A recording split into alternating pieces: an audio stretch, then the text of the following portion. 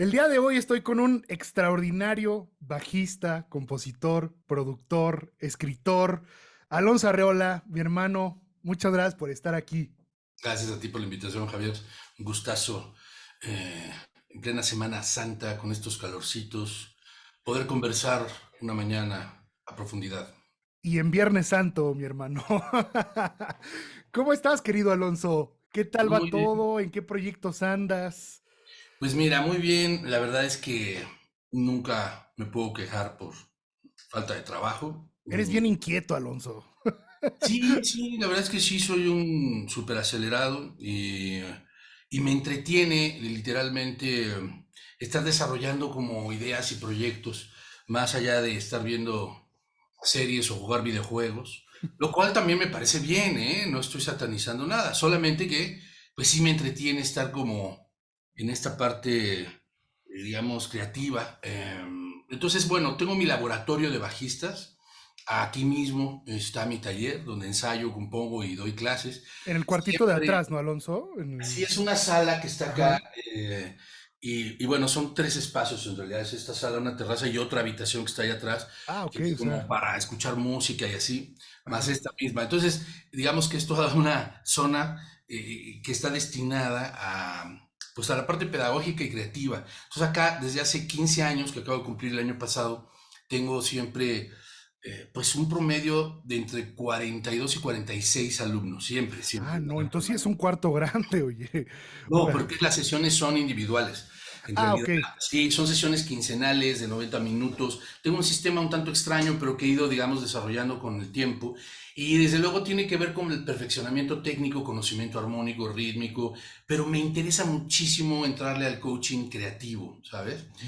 Eh, y ayudar a desarrollar proyectos, a vincular la música con otros aspectos no musicales de la vida, tanto en el mundo familiar como personal, como, digamos, intereses, ¿no? Paralelos. Porque a veces la información está, el conocimiento está, pero lo que cuesta mucho trabajo, como sabes, es la asimilación de Ujú. esos conceptos para luego además llevarlos a una parte creativa que además esté vinculada con pues, tus intereses más profundos, que al final son los que, según yo, pueden dotar tu obra o lo que haces de cierta originalidad, ¿no? Entonces, acá me dedico mucho a hacer eso. A la par, pues tengo mi columna en La Jornada todos los domingos desde hace más de 20 años, se llama Bemol Sostenido. Es una columna musical, pero también, una vez más, me importa mucho tocar otros temas, sea de cualquier orden, político, social, cualquier cosa que me interese, en tanto la música o los músicos o los creadores sean los vehículos para ello, ¿no? Esa parte periodística la relajé un poco porque durante muchos años colaboraba en muchísimos medios y revistas, o sea, Ok. nómbrame una y ahí estuve, ¿no? Eh, pero la parte pedagógica y la parte de estar tocando y creando espectáculos, pues me fue ganando más terreno. Y también estoy con otros tres proyectos en paralelo ahorita, el que te comentaba antes de empezar a grabar, que se llama Shh, que es una lectura performática inspirada en libros prohibidos. Yo la describo como pantomúsica y palabrarismos. Abordo 10 libros con una pequeña tropa de locos, un mimo, una malabarista, Y una Carmen, ¿no? Me dijiste que está ahí. Carmen Ruiz, que ha estado con Natalia Lafourcade de Torreblanca, etcétera, que somos amigos desde hace años y ya queríamos hacer algo desde hace tiempo. Y yo mismo. Por otro lado, tengo el proyecto que estoy reactivando, que lo activamos cada 2, 3 años, dependiendo de nuestras agendas. Este proyecto se llama Three Below con Michael Manring y Trey Gunn. Ok. Trey tocó muchos años con King Crimson y Manring pues es un dios del bajo, ¿no? Es un tipo increíble, alumno de Jaco Pastorius. Y ahora estoy agregando un nuevo elemento que es Emanuel Pina, a quien conocí tocando en Luz de Riada.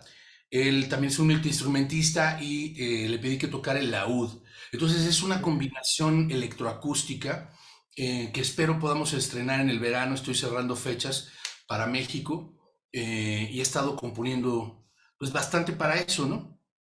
Y luego la tercera vía, digamos, es pues esa parte literaria, ¿no? El año pasado, antepasado, publiqué un libro que se llama Relamparia, que son como divertimentos poéticos, cosas breves. Y tengo uno nuevo que es como para niños. Se llama Raro Abecedario de Animales e Instrumentos Musicales. Entonces veremos si logra ver la luz en los próximos meses, porque ha sido complicado con todo el mundo post pandemia. Oye, Alonso, esta parte pedagógica, ¿consideras que tú te enriqueces más en el tema de lo que aprendes de los alumnos o cómo es esa dinámica? Sí, fíjate que si me lo, si me lo preguntan, el otro día lo respondí y se quedaron como un poco impresionados, pero creo que es la parte que más me importa de mi vida, Ujú. la parte pedagógica. Eh, Creo que sí nací con un chip que tiene que ver con el compartir cosas e ir creando no solo el conocimiento, sino los mecanismos. Yo soy un apasionado como de las metodologías y aunque no estudié pedagogía y musicalmente soy autodidacta, sí crecí en un entorno en donde aprender implicaba no solamente absorber y memorizar información, sino realmente establecer mecanismos, relojerías de aprendizaje que pudieran repetirse y que pudieran perfeccionarse. Concretamente, una figura importante para mí en este sentido fue mi abuelo, Juan José Arreola, que fue un escritor muy notable. Él estudió apenas primer grado, segundo de primaria, y fue muy conocido precisamente por esta idea autodidacta. Desde luego no me estoy comparando con él, que tenía un cerebro y un talento absolutamente privilegiados, pero sí que sí creyendo que era posible enseñarse a uno mismo, ¿sabes? Y creo que es ahora un gran momento para conquistar eso cuando tienes tanta información a la mano. Nuevamente, la información en sí no te da el aprendizaje, pues se necesita esa asimilación de la que hablábamos. Y creo que me he concentrado mucho en eso, no solo para yo mismo aprender, sino para compartir esos mecanismos, generar una pedagogía y que sea un círculo virtuoso. Efectivamente, no me pudo pasar nada mejor, ni como instrumentista, ni como compositor, ni como creador, que estar dando clases todos los días, ¿no? Yo doy 6 horas clase, 6 días a la semana, ¿me explico? Wow. 5 días a la semana. Y esa retroalimentación para mí es verdaderamente lo más gratificante de la vida, ¿no? No solo porque se establece familia, lazos realmente de cariño, se ha hecho una comunidad muy importante entre mis exalumnos y alumnos. Cada año armo un fiestón que ya verás, este año te voy a invitar. Ah, Y buenísimo. sí, entonces, bueno, ha sido realmente increíble estar puliendo lo que uno cree y haciéndolo evolucionar gracias a esa retroalimentación permanente con ellos, ¿no? Fíjate que hablando de lo de tu abuelito, en mi caso yo te quiero compartir algo que considero tiene que ver con esto. Mi abuelito dio 55 años clases en la Facultad de Veterinaria en CU. Ahí lo tienes. Sí. Y entonces yo siempre le preguntaba, oye, ¿cómo le haces para en estos 55 años seguir actualizado? Y me dice, es que mis alumnos son los que me actualizan a mí, Sí, sí, ¿no? total. Te To- mantienen fresco, ¿no? O sea, y de cierta manera como jovial, hablando, intelectualmente hablando, ¿no? No, sí, y yo me atrevería a decir que hasta físicamente, o sea, no solo intelectualmente, creo que realmente es una fuente de juventud permanente. Eh, pero además de la buena juventud, ¿sabes? Yo no soy de los que endiosan la juventud o la adolescencia solo por las cualidades físicas y por la lejanía con la muerte. Eso me parece absurdo. Tiene que ver más bien con esta actitud de la que tú hablas, ¿no? Con una posición ante la vida que te permite estar creando y recreando, ¿no? Y que nunca te deja tranquilo si estás estacionado, ¿no? Entonces, con los alumnos eso ocurre todo el tiempo, ¿no? Porque evidentemente te vinculan con una realidad y con una coyuntura permanente del presente, pero además generan nuevas dudas que antes no existían por cuestiones tecnológicas, por cuestiones globales, por cuestiones sociales. Es decir, indudablemente te ayudan a tomar el pulso de lo que ocurre y a seguir vinculando la música con otros aspectos de la vida. Como te digo, para mí eso es esencial. Fíjate, Alonso, que una parte que yo admiro profundamente de ti, mi hermano, es la parte de tener la capacidad de combinar disciplinas. Eh, este proyecto me llama mucho la atención y quisiera que nos platicaras realmente cómo surge creativamente el Ah, planteamiento de este proyecto, que está claro. increíble. Sí, pues mira, estaba yo en Jalisco, que es como mi segundo hogar, toda mi familia paterna es de allá, mi familia materna es de Veracruz. O sea, los Arreolas son de Jalisco. Así es. Y entonces estaba yo allá justo conversando sobre otro proyecto que ocurrirá el año que entra en torno a dos mujeres famosísimas artistas de Jalisco. Y de pronto, platicando con la secretaria de Cultura, sale esto de que Guadalajara todo este año sería capital mundial del libro y que entonces existirían actividades a propósito de eso. Me dijo, ¿por qué no te organizas algo, lo que tú quieras, una lectura así asado? Dije, perfecto. Entonces me fui con esa tarea y durante varias semanas, aquí es donde empieza realmente la parte, digamos, creativa, estuve pensando en esta idea que tenemos siempre, un tanto superficial, valiosa pero superficial, en torno a los libros, ¿no? Qué bonitos los libros, qué buenos los libros, hay que leer, es que los libros, todo bien con ellos siempre, ¿no? Y de pronto dije, bueno, más allá de que esto sea cierto y de que sea lindo tener nuestras bibliotecas y consumir literatura. Es verdad que los libros también han pasado por muchos procesos terribles, negativos. Es verdad que los propios libros también son reflejo de lo peor de la humanidad. Ujú. Eh, entonces empecé a irme, digamos, hacia una zona un poco más dark, ¿no? Y llegué a la idea de la prohibición, ¿no? De los libros prohibidos y empecé a investigar sobre ello. Eh, y empezaron a salir cosas muy interesantes. Digamos que era una provocación, era una ruta, pero no una decisión previa, ¿no? Primero hay que comprobar qué tanta carnita puede salir allí, ¿no? Y entonces empecé a hacer una división que tuviera que ver con libros infantiles, libros relacionados con el género, libros relacionados con dictaduras, con situaciones o prohibiciones religiosas, situaciones sociales específicas.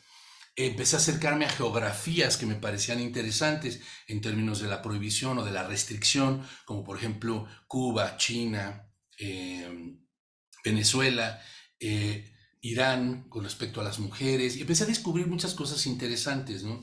Y entonces hice una selección de 10 libros. Algunos de ellos son muy, muy conocidos, otros no. Y una vez decidiendo estos libros, te digo alguno de ellos, por ejemplo, pensemos en México, Carlos Fuentes con Aura. Aura Uf, no buenísimo. fue prohibida, pero hubo un intento de prohibición Ujú. por parte del entonces secretario de Trabajo Carlos Abascal, ¿no? En el gobierno de Fox. Fue muy sonado lo que sucedió. Hubo un Ujú. intento de censura y prohibición y afortunadamente la sociedad reaccionó y Carlos Fuentes se murió de la risa y sobrepasamos esa situación que fue muy delicada en su momento. Porque aquí también el espectáculo un poco lo que intenta es reflexionar en torno a lo que significa en realidad una prohibición, una censura. Te doy un ejemplo, Luis Brito García de Venezuela, ¿no? Es un hombre rebelde que hizo textos muy interesantes contra el sistema y que hoy está absorbido por el sistema, ¿no? El tipo no ha sido prohibido, pero está completamente sofocado por el sistema, ahora forma parte del sistema, es uno de los beneficiados y esa es una manera de prohibición también. Por ejemplo, Ferdinando el Toro, ¿te acuerdas de la película de Walt Disney que después Ujú. volvió a ser animada por Blue Sky, creo? Sí. Es este toro español, fuertísimo, bellísimo, que no quiere ser lidiado en la Plaza de Toros, ¿no? Que Ujú. no responde a las provocaciones porque lo único que le importa es oler las flores.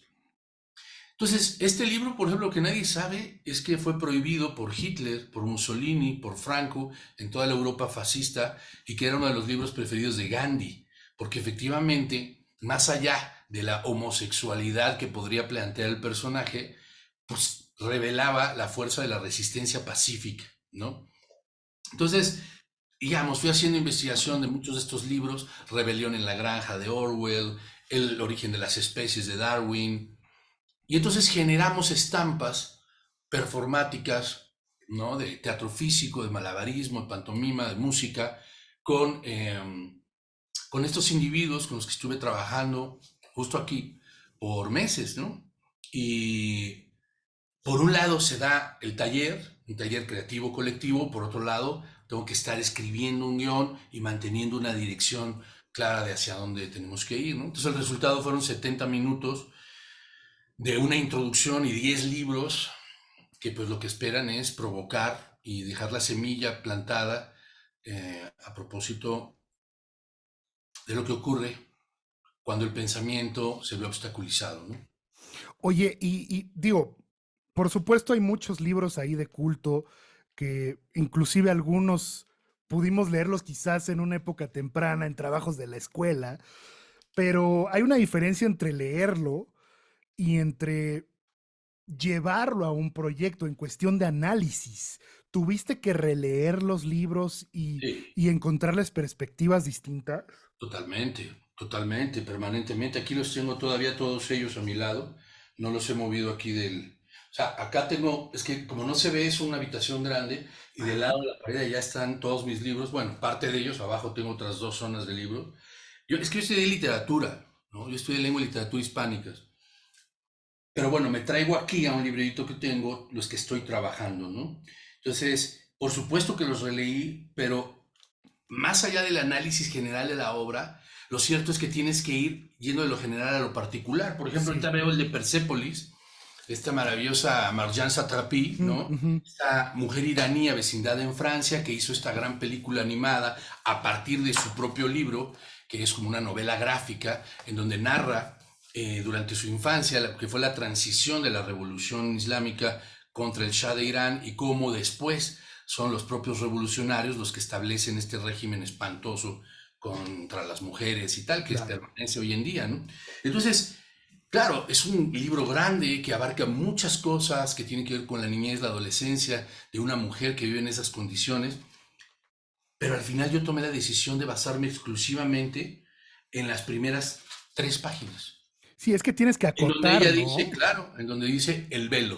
Ujú. O sea, tiene un acierto enorme ella al empezar por allí y decir, cuando se da la revolución y nos liberan, lo primero que nos dan a las niñas es un velo. No sabíamos ni qué hacer con eso. Jugábamos, nos lo aventábamos, tal, y no sabíamos en lo que se iba a convertir, ¿no? Solo esa idea motivó por completo el desarrollo de la pieza que hicimos para ese libro, ¿no? De hecho, es una pieza en donde no hay ni texto, solamente se dice el velo, ¿no? Hay otras que están muy cargadas de texto, ¿no? Pero sí, hay que hacer un análisis profundo y más allá de eso, tomar, decidir qué perspectiva vas a abordar y ahora de manera aún más específica, qué parte de la obra o del texto es el que te va a servir para ser compartido con la audiencia, ¿no? Oye, Alonso, desde la parte de tu trabajo como columnista y como, eh, bueno, pues líder de opinión de cierta manera, eh, generalmente yo evito hablar de temas políticos en este espacio porque es un espacio de música, pero teniéndote a ti, pues es imposible no abordarlo. ¿Qué postura política tienes tú? Sí. ¿Hacia dónde estás más cargado? Eh, Primero que nada, te diría algo, y me gusta tu reflexión de inicio. A mí no me gusta ser panfletario. Me ujú, parece muy delicado y me parece muy grave cuando una forma artística pierde su sustancia en favor de un grupo político específico o claro. de intereses específicos. Yo tuve un proyecto recientemente, en años recientes, que es probablemente con el que más viajé fuera de México. Se llama Arreola más Carballo, con el poeta indígena Mardonio Carballo. Y es una propuesta muy política, ¿no? Hicimos un disco libro que se llama Las Horas Perdidas, justamente inspirado en los desaparecidos de México. Y una de las cosas que más conversábamos era esa. No podemos ir de panfletarios, ¿no? Ujú. La obra tiene que valer en sí misma fuera de su tiempo específico. Eso creemos nosotros, eso creo yo. Sin embargo, y aquí viene el gran sin embargo, me parece que en México en particular, en otras partes del mundo también, pero me parece que en México en particular, los músicos, sobre todo músicos de rock, han sido muy cobardes en general, y más en las últimas décadas. Porque no tienes por qué ser panfletario, pero eso no significa que no tengas, como bien me acabas de preguntar, una postura o una creencia política, Ujú. ¿no? Al final, como dice Ai Weiwei, ¿no? Que es otro de los escritores que abordo, que es un artista chino de enorme relevancia en este libro, se llama Weiweiismos, en su cuarta de forros dice, todo es arte, todo es política. Ujú, Yo sé que es cuestionable, pero en el fondo, el no mostrarte nunca políticamente también es un acto político. ujú, Y hemos pasado de pronto por circunstancias muy graves y los músicos siempre se mantienen como retraídos, teniendo miedo de mostrarse y de caerle mal a algunos, ¿no? Y creo que eso sí es una forma de cobardía, porque no tiene que ver, repito, con entregarte, sino con tener una postura. A ver, en Estados Unidos, en plenas campañas, podemos ver los comentarios más cáusticos y tremendos de gente como Miley Cyrus, ujú. ¿sabes? O sea, como Katy Perry. O sea, aquí sería, pero impensable, ¿no? Que una Belinda tuviera posturas realmente extremas, por más que de pronto se mostrara a favor de López Obrador. Eh, en fin, yo no soy quien para estar señalando qué se debe o no se debe de hacer, pero sí me parece que de pronto hay momentos en donde, híjole, ¿no? Valdría la pena sumarnos a una reflexión política. Eso yo sí lo he intentado mucho a través de mis locuras, ¿no? Eh, ¿Cuál es mi postura? Pues claro que creo en un pensamiento de izquierda, pero pues esto hoy por hoy casi no existe.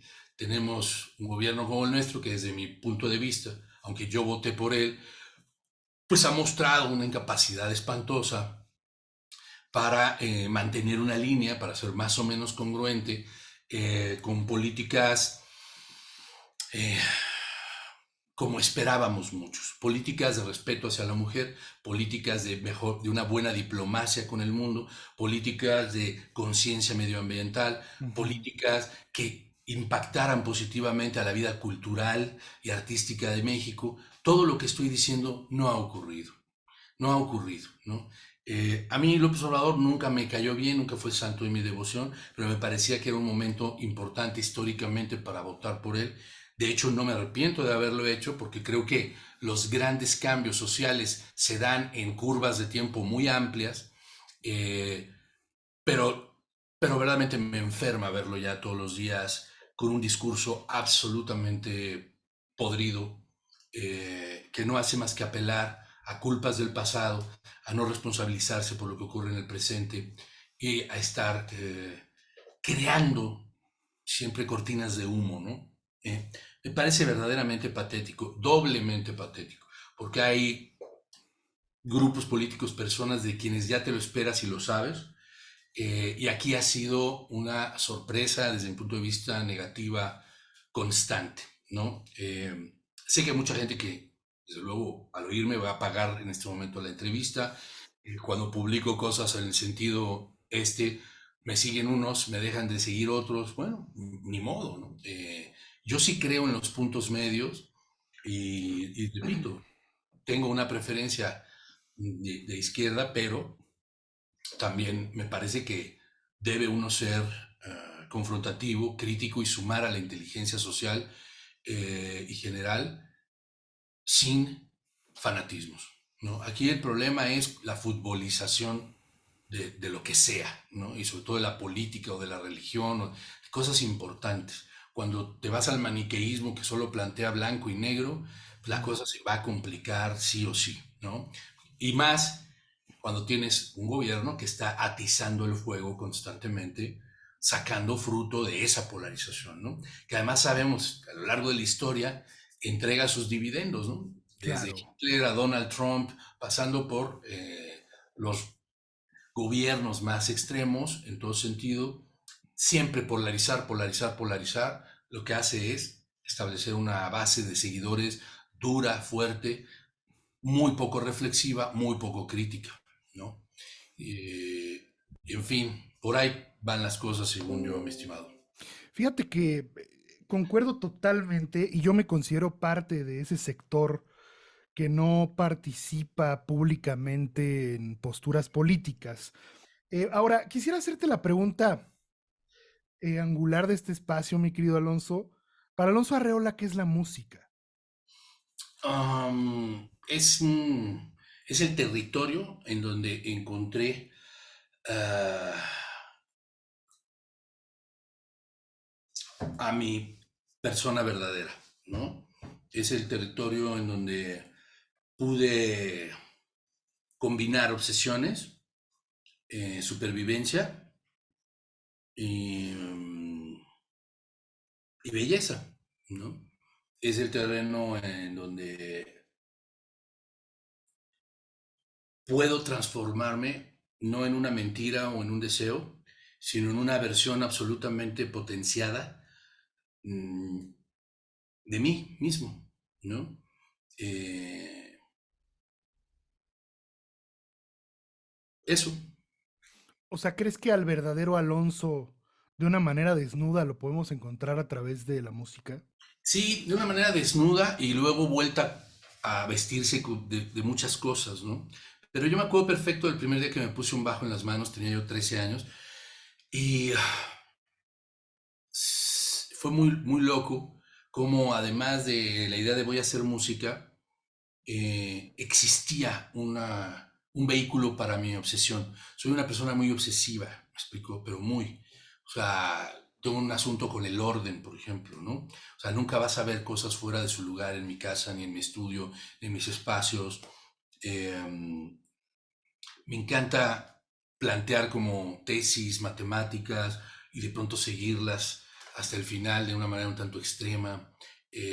En la música, desde luego, me fascina todo de ella en términos armónicos, melódicos, rítmicos, etcétera. Pero te puedo decir que una de mis especialidades y las cosas que más me interesan, pues tienen que ver con el mundo polimétrico, polirrítmico, con justamente aspectos en donde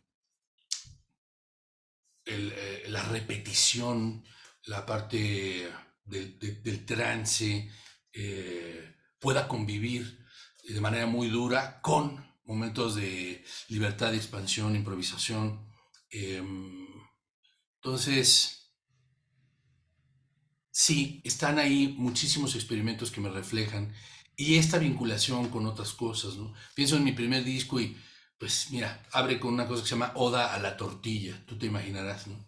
¿Por qué? A ver, pues yo estoy casado con una chef, tenemos un restaurante desde hace casi 30 años, pero además tiene que ver con las odas elementales de Pablo Neruda, que Ujú. hizo la oda a la cebolla, la oda al diccionario, pero además tiene que ver con mi gusto por ciertas músicas, ¿no? También de tipo clásico, y de ahí, pues, no sé, pienso en Feteas Caniagra, que hice con José Manuel Aguilera, dedicado a un vino que nos gustó de Transilvania. Parece algo como muy snob, pero no lo es, son solamente intereses de todo tipo. Una pieza que hice con Jaime López, dedicada a Zinedine Zidane por el gusto del fútbol.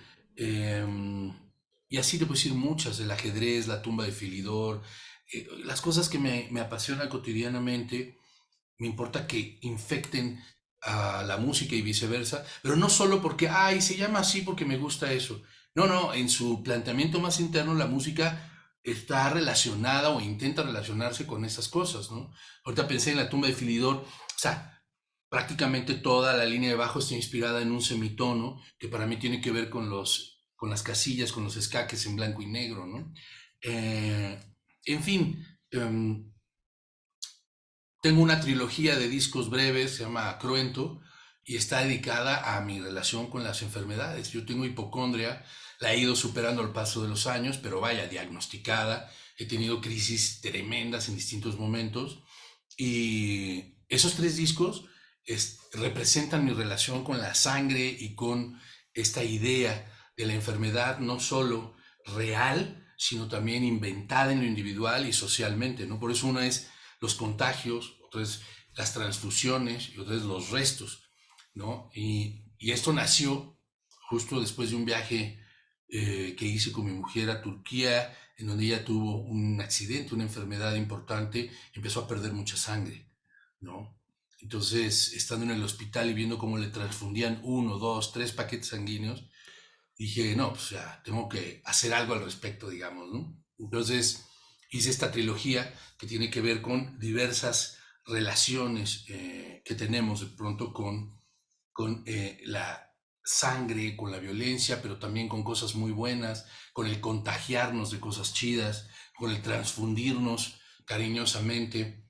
En fin, cada uno de estos proyectos, o el de música para ser niño, que lo hice en dos sentidos, ¿no? El bebé que se va a ser niño y el adulto que vuelve a la niñez, ¿no?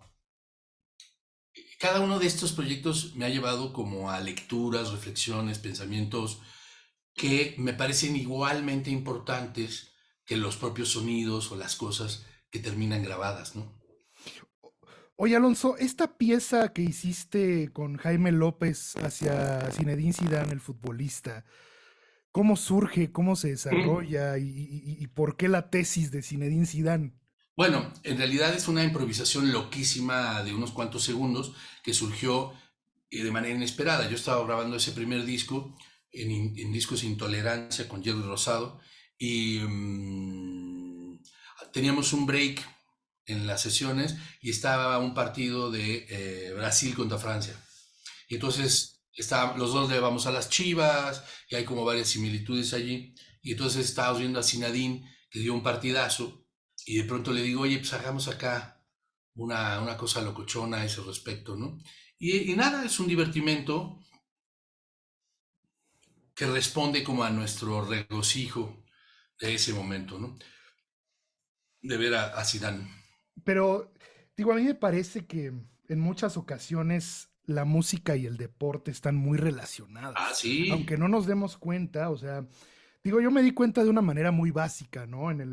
Ahora que fue el Mundial de Fútbol, a mí me gustaba ver los partidos sin la narración y escuchaba como los cánticos de la gente y yo decía, es que un estadio es música, o sea, es un concierto, ¿no? No, totalmente. Mira, yo he publicado varias cosas al respecto, no solo por las porras y los himnos de los grupos, de los equipos, etcétera, también por el propio sonido, ¿no? De las pelotas, de los balones chocando, etcétera. Pero incluso me atrevo a decirte otra cosa que utilizo yo mucho, mucho en mis clases. Siempre le digo a mis alumnos, a ver, aquí, una cosa es que nos clavemos en ejercicios creativos, ¿no? En provocaciones para sacar mini composiciones, en la comprensión de escalas, arpegios, que me digas. Una cosa es eso, siempre les digo, comprender no es dominar, ¿no? Wow. Y otra cosa es la parte deportiva. Así literalmente se los digo. Entonces, utilizando las ideas de pronto de Oliver Sacks, ¿no? En Musicofilia, cuando dice, Qué librazo, ¿eh? nosotros somos los atletas de los pequeños músculos, ¿no? Ujú. Y entonces es como de, sí, vamos a asumirlo, ¿no? Y a partir de allí, entonces he generado muchos ejercicios que tienen que ver con lo deportivo, ¿no? Y además también están basados en cosas que he leído de entrenamiento de alto rendimiento, de deportistas de alto rendimiento. Sobre todo lo aplico mucho cuando viene gente que ya toca bastante bien, pero a la que hay que corregirle, digamos, mañas o defectos que han fortalecido durante años. Y es esta cosa de, sí, vamos a repetir, pero vamos a repetir con conciencia y vamos a hacerlo de esta manera y así para ejercer la parte deportiva de la música, ¿no? Más vale enfrentarlo así y decir, claro, o sea, una cosa es el arte, la inspiración, la búsqueda de belleza a través del túnel, del momento mágico en donde el escenario, las lunas y yo, bueno, sí, qué bonito, me encanta, todo perfecto, pero está lo otro, Claro. ¿no? Es que el cuerpo esté completamente en control de formas, digitaciones, posiciones, que no tenga miedo de cambiar de una zona confortable a una menos confortable, hacer justo eso, que lo poco confortable ahora lo sea, ¿no? Y que entonces con esta conciencia y este control mecánicos, lo otro se dé con mucha mayor facilidad, con mucha mayor eficiencia. Es tener este dominio para ya no pensar en esas cosas, ¿no? Entonces, sí, creo que la parte deportiva es algo súper importante, no solo en tanto la relación con la música, deportes y música, sino también la relación que debería de existir entre el aprendizaje musical y el aprendizaje deportivo. Hay un montón de cosas que están muy bien asumidas aquí, que es un contexto de competencia, evolución, mejoramiento de tiempos, marcas, fuerzas, alturas, resistencias, y lo que de pronto nosotros también podríamos adoptar de esto, ¿no? Ahora, el deporte como una actividad física, competitiva, ¿tú verías el deporte como arte?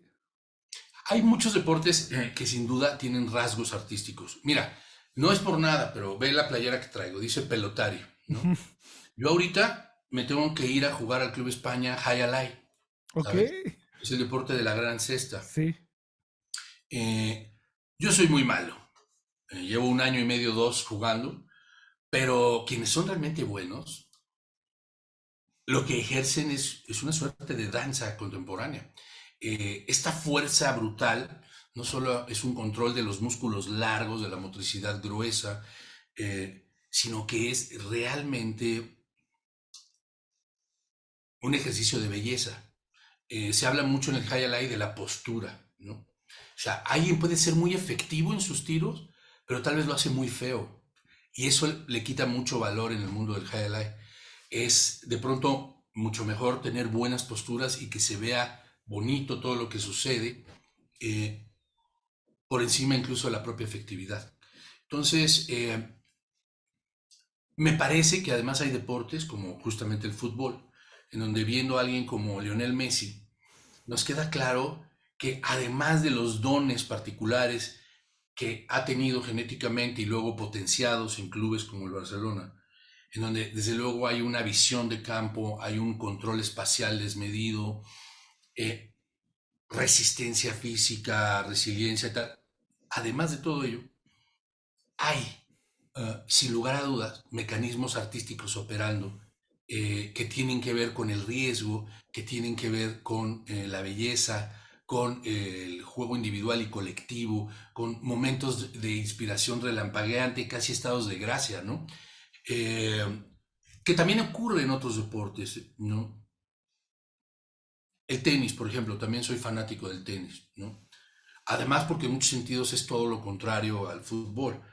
En el tenis, la soledad Ujú. del tenista que está aprisionado en un estadio con gente gritando me parece que el estado mental de los grandes tenistas es algo verdaderamente para observarse, ¿no? Y también alcanzan momentos de mucha inspiración.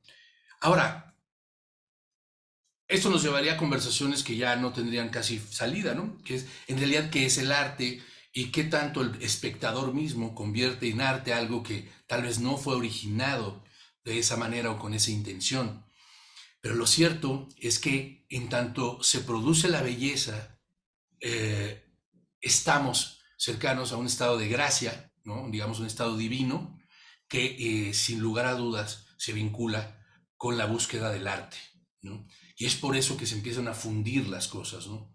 Ahora, yo podría hablarte de cocina, no solo porque llevo 30 años con mi mujer, repito que es chef, pero es que en muchas otras disciplinas y oficios existe esta idea eh, o existe la creatividad constante que nos acerca a ese estado de belleza y que luego entonces empieza a coquetear con el arte. O sea, un plato, no solamente por el balance de sus sabores y olores, sino por precisamente cómo está emplazado, cómo está diseñado, cómo está presentado en la mesa, con qué cubiertos, en qué... O sea, empieza a volverse, sin lugar a dudas, una instalación artística, ¿no? Una experiencia que va más allá de un solo sentido. En ese contexto creo que es muy importante. Hay un libro maravilloso que se llama Free Play, la improvisación en la vida y en el arte, de Steven Nachmanovich, Ok. que es un libro que yo le doy a todos mis alumnos y que recomiendo muchísimo, ¿no? Porque justo nos da esta idea de cómo esta posibilidad de improvisar y de conquistar la belleza existe cotidianamente. Aparte, ¿sabes qué, Alonso? Yo creo que la gastronomía, en su concepción más pura, es una danza al final del día. O sea, el cocinero, el chef, como el artista, como el director de orquesta, como el músico, su única labor es bajar una idea de lo etéreo a lo físico para generar una sensación. Correcto. Entonces, o sea, hablando de, por decir, de lo de tu esposa, Pues es una danzante al final del día, ¿no? Totalmente, y me encanta que digas eso por dos razones. Primero, porque es fanática de la danza, ella hizo mucha danza mucho tiempo, y fue quien en realidad me metió en el mundo de la danza contemporánea. Finalmente hasta he hecho cosas con danza contemporánea. Un disco mío que se llama Suspendido es producto de un espectáculo con danza contemporánea. Pero también la segunda cosa es la idea del movimiento.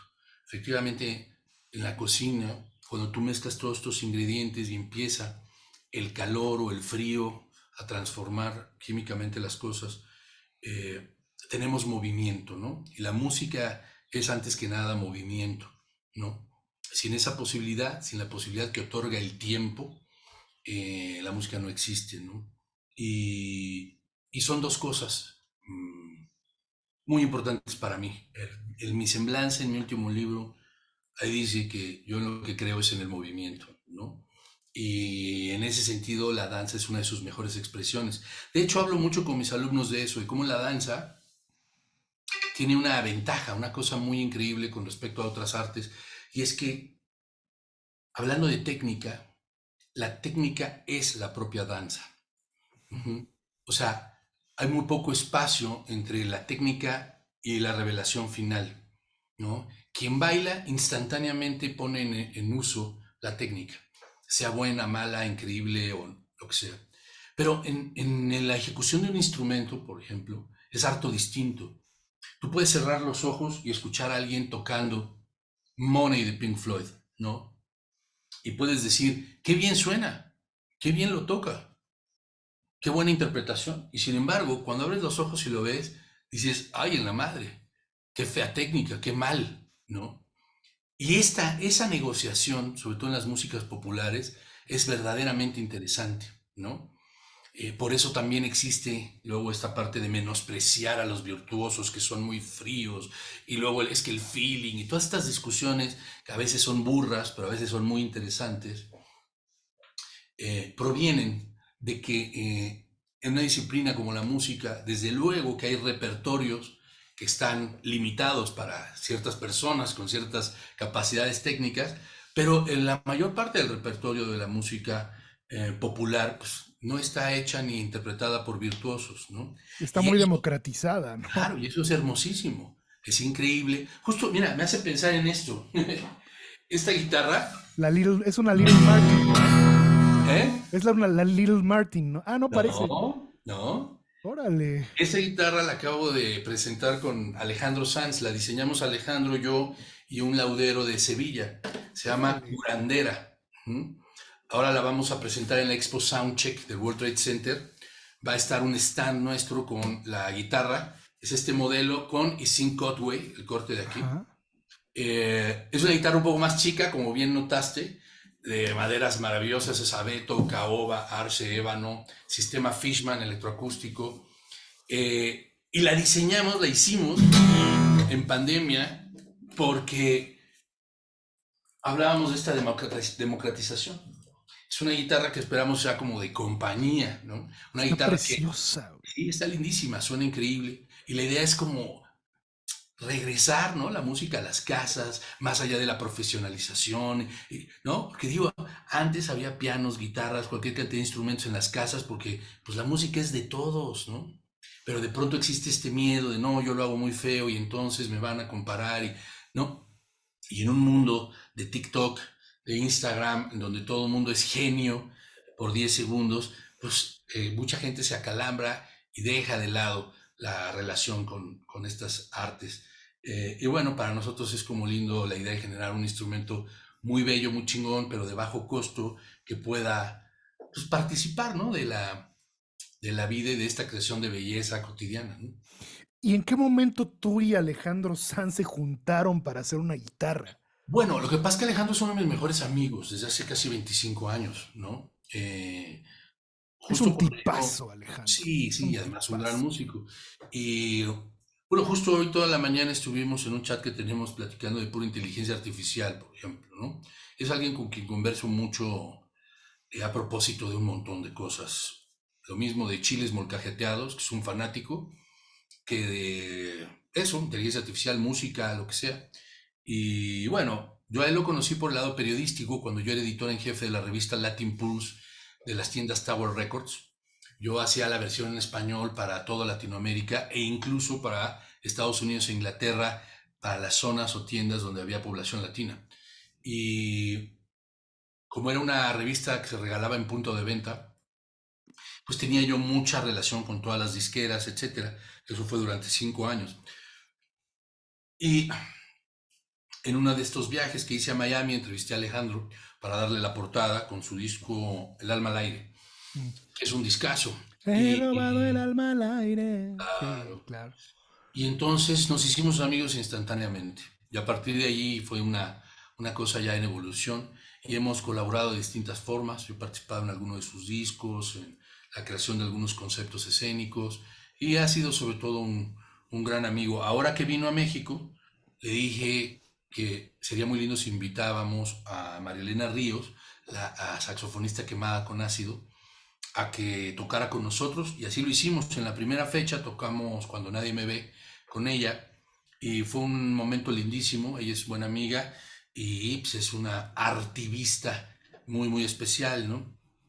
Entonces, digamos que son muchas cosas las que me unen a Alejandro, entre ellas este interés, ¿no? Por mejorar un poco la vida. ¿Ves lo que te digo? O sea, alguien como él también puede, sin comprometerse ni ser panfletario, pues puede acercarse a una causa chida y hacer algo lindo al respecto, ¿no? Y bueno, total que él ya tenía algunas guitarras diseñadas con Antonio, que es un gran, gran laudero de Sevilla, pero eran guitarras caras, guitarras especializadas para el mundo flamenco, y me dijo, oye, ayúdanos a hacer algo distinto con otra perspectiva. Y entonces se me ocurrió como hacer esta idea de la curandera, y ya la desarrollamos juntos, con todas estas características de las que te hablo, ¿no?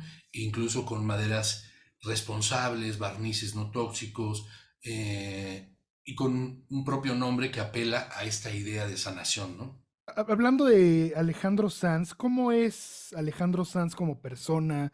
¿Cómo es como amigo? Porque obviamente, pues todos conocen a la superestrella, ¿no? Pero digo, yo sé también de primera mano que es una persona sumamente sensible y Y muy noble. lo es un gran amigo, es un tipo muy humilde, solidario, es un tipo que estás en su casa, va corriendo, te trae una cerveza, una tapita de jamón serrano y se concentra en las pequeñas, grandes cosas de la vida, ¿no? Es alguien con quien puedo discutir, con quien me puedo pelear, ¿no? Sabiendo que hay confianza y cariño suficiente para la reconciliación, ¿no? Por eso yo siempre creo en relaciones como intensas, mi estimado Javier. Creo que es importante saber que se deben poner a prueba las relaciones, no peleándote gratuitamente, pero sí en esta dialéctica de constante creación, ¿no? En donde pues salen chispas, ¿no? Pero valen la pena porque existe el fuego, ¿no? Entonces, mi amistad con Alejandro da para todo eso, ¿no? O sea, no puede pasar ni 2, 3 días sin que estemos ahí como hablando de lo que sea, ¿no? Entonces, sí, sí puedo decir, y verdaderamente con las pruebas en la mano, que no solamente es un gran artista, sino que es una persona verdaderamente interesante y muy, muy, muy, muy peculiar, muy peculiar. O sea, ya sabemos que es genial, pero además su mente, ¿no? Siempre está encendida, ¿no? Yo a veces pienso así, ¿no? Que hay que estar más encendidos más parte del tiempo, ¿no? Que es justo la analogía que hablabas del movimiento, que hay una fantástica frase de una canción de Jorge Drexler que dice, si quieres que algo se muera, déjalo quieto, Exacto. Lindísimo ¿no? eso. Justo pensaba en la analogía de los platillos hace rato. Ujú, ujú. Si tú tienes un cóctel de camarones y lo dejas quieto, aunque ya estén muertos, verdaderamente se van a morir y no van a continuar su ciclo de transformación al ser comidos por un ser humano, después ser desechados y seguir en constante movimiento. Así es, ¿no? Digo, es una absolutamente. analogía Canta, sí, gastronómica por supuesto, que se me ocurrió en este por momento, supuesto, ¿no? por supuesto. Buenísimo. Oye, Alonso, hablando de ya de una cuestión más tuya, ¿por qué el bajo? Bueno, por dos razones. Inciso A, un accidente. Inciso B, eh, mi brusquedad. Inciso A, un accidente porque cuando mi hermano formó su primer conjunto musical, el bajista no llegaba. Tenía, te digo yo, 13 años. Estaba él con un guitarrista y haciendo ruido en la azotea de la casa en la Condesa. Y yo subí y el instrumento que estaba recargado en la pared era un bajo, ¿no? Y después de muchos días de estar subiendo ahí de metiche, pues me lo colgué y comenzó esa aventura inseparable con el instrumento. ¿Es destino, es casualidad? Yo creo que sí, las dos cosas. No sé si me hubiera dedicado a la cítara, si hubiera sido la que estuviera ahí recargada o una arpa, lo dudo. Y eso tiene que ver con la segunda cosa, y es que el bajo tiene toda la posibilidad de ser altamente sofisticado en Ujú. su discurso, en sus técnicas, pero también tiene una cosa muy primitiva que me apasiona porque soy brusco, ¿me entiendes? Me, me, me importa tener un instrumento que se deje golpear, que se deje jalar, cachetear, que tenga esa, esa sonoridad y esos cambios de personalidad constantes. Me parece que, digo, te voy a dar mi perspectiva. Yo creo que los grandes bajistas que yo he conocido, por supuesto te incluyo, me parece que tiene una personalidad un poco similar en muchos aspectos. Yo creo que el bajista es alguien muy introspectivo, es alguien que tiene una visión un poco más etérea de la música. Eh, Puedo decir, el guitarrista, el perfil del guitarrista me parece generalmente alguien un poco más terrenal. ¿Qué piensas tú de esas, digo, de esas personalidades del bajista? Sí, bueno, creo que tienes razón, pero igual diferenciaría un poco como los intereses de la personalidad, porque creo que podemos tener personalidades diferentes, pero efectivamente, como dices, hay intereses que están claramente representados. Y sí, me parece que el bajista piensa en capas, piensa con una profundidad diferente y que eso nos puede llevar a tener una banda a tierra físicamente, pero efectivamente con una idea de pronto que puede ser más abstracta o poética intelectualmente hablando.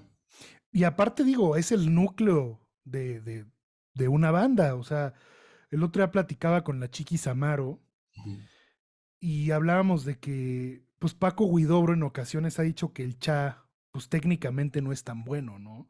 Pero la Chiquis me decía, es que yo me amarraba tan bien con el Cha que éramos uno, ¿no? Entonces, Por supuesto. cuando el baterista y el bajista, más allá de sus cuestiones técnicas, logran estar conectados, no hay algo que pueda separar a esa banda o a Sí, ese sí, performance. sí, de acuerdísimo. La verdad es que la parte rítmica, digamos, son los ladrillos y para mí el bajo es la argamasa, el cemento que une, ¿no? Eh, desde luego formamos parte de la sección rítmica, pero también ya hacemos una conexión y pegamos hacia los demás elementos de la construcción, ¿no? Y sí, o sea, los intereses técnicos o la variedad mecánica o la velocidad en el fondo, pues no tiene nada que ver con esa musicalidad o solidez que se puede dar con bases muy sencillas, pero de gran claridad, ¿no? O sea, hay muchos bajistas así. Tenemos a Adam Clayton de YouTube, tenemos a Paul Denmark con Sade, o sea, bajistas que en la repetición y en la sencillez encontraron un discurso que ha sido muy, muy importante, ¿no? Así que sí, totalmente de acuerdo. Hay otra etapa de tu carrera que pues es muy destacada, que fue cuando colaboraste con José Manuel Aguilera en La Barranca. Así es. ¿Cómo fue esa etapa de tu carrera, Alonso? Pues fue muy interesante porque justo allí decidí empezar a alejarme un poco de la parte periodística, nunca del todo, pero sí un poco.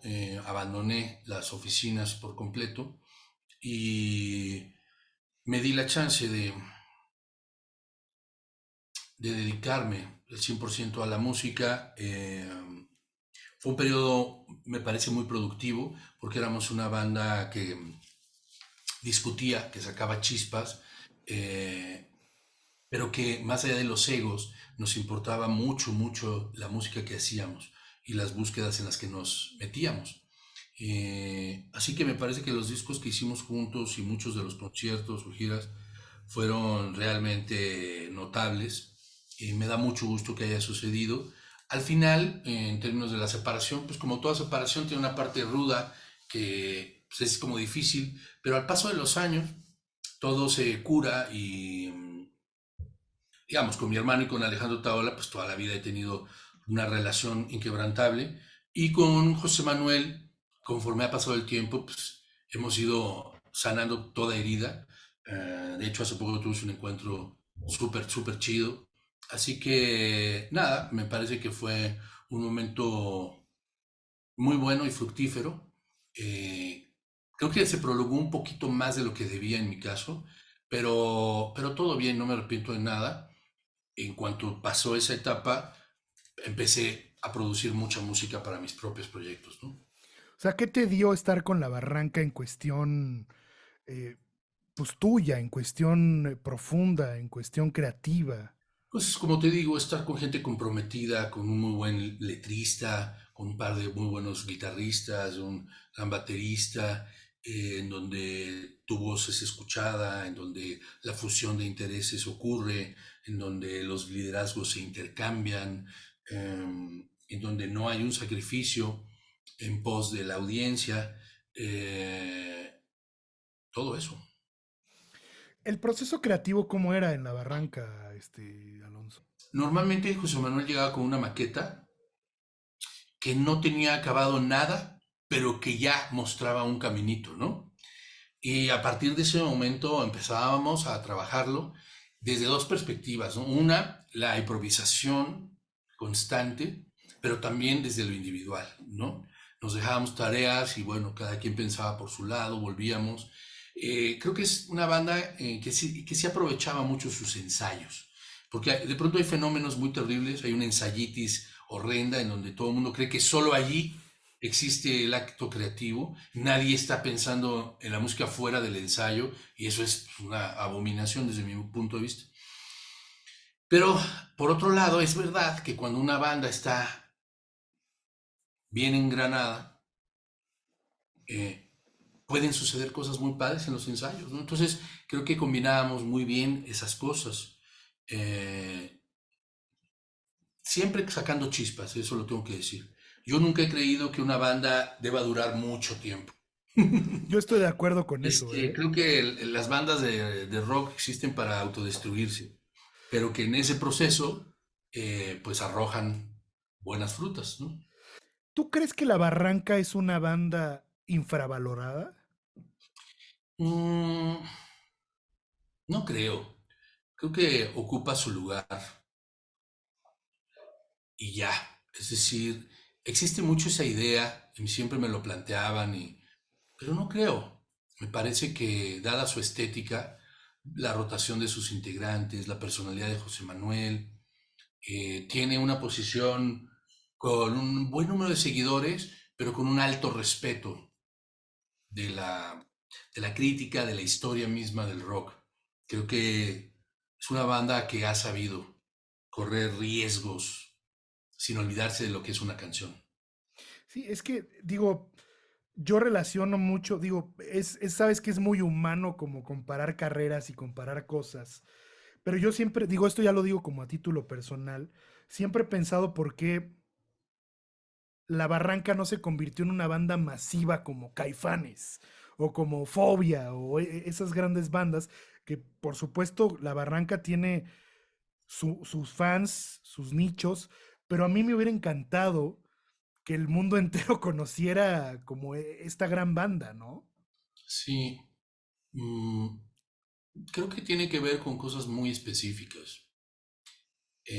La forma de las piezas, la tímbrica y tesitura de las voces, la temática de las letras, eh, Tú puedes tener una gran canción de La Barranca, pero muy probablemente estés cerca del abismo, de la oscuridad, de una introspección, de una poética que exige cierta disposición, ¿no? No estoy menospreciando a las otras bandas, para nada, pero en el corpus de la obra general de esas bandas hay una amabilidad, digamos, Ujú. que está más presente, ¿no? Creo que hay cosas muy puntuales del porqué. Sí, una amabilidad y creo que una identidad más general, si lo Bien quieres dicho, ver en ese sentido, bien ¿no? O dicho, sí. sea, Sí, sí. porque al final del día, creo que Caifanes dentro de su marketing supo aprovechar muy bien esa mexicanidad, ¿no? Totalmente. Y también hay una cosa que son los booms donde ocurren también, ¿no? O sea, los contextos de la propia industria y los contextos sociales. No se nos debe olvidar eso también. Pero también hay otros aspectos más complejos que tienen que ver con lo que te dije en algún momento, que es la educación, ¿no? O sea, yo digo de broma, lo he dicho en entrevistas, en clases, lo que sea. Cualquier reto grande o problema grande nos lleva el Bester Gordillo. Todo lleva el Bester Es que Gordillo. todo lleva a los problemas educativos y de Sí. pronto a la falta de variedad que hemos tenido en nuestros consumos. Por cierto, del 23 al 25 va a estar la Expo Soundcheck, te dije lo de la guitarra, pero el domingo 23 a la 1 voy a dar una masterclass con muchos invitados y voy a hacer muestras de muchas de estas cosas de las que hemos hablado, de mi show de Shh, de mi onda con Three Below, de la onda con voy a invitar a Marielena Ríos, a Leiden, va a estar Mardonio Carballo, en fin, este, nada más me acordé ahorita por el tema de las cosas que suelo decir públicamente. Alonso, te dije que te iba a hacer dos preguntas, pero en realidad solamente te iba a hacer una, porque la segunda te la voy a hacer en la segunda parte de esta conversación. Muy bien, De una vez me gustaría pactarla contigo aquí frente a la sí, audiencia, claro, eh, y la reservaré para la siguiente charla. muy bien. Y Alonso, pues te agradezco profundamente el tiempo. Eh, Sin duda tenemos que hacer la segunda parte mínimo de unas 3 horas porque hay mucha carne para desmenuzar. Y agradezco profundamente tu tiempo y tu espacio, mi querido Alonso. No, de verdad, al revés. Es muy lindo poder platicar a profundidad, abiertamente, sin límites, y con colegas que comprenden, ¿no? De pronto los lodazales en los que uno se ve metido, eh, con tal de justamente encontrar esos momentos de belleza y de luz. Así que te lo agradezco y te mando un gran abrazo. Dos de regreso, querido Alonso.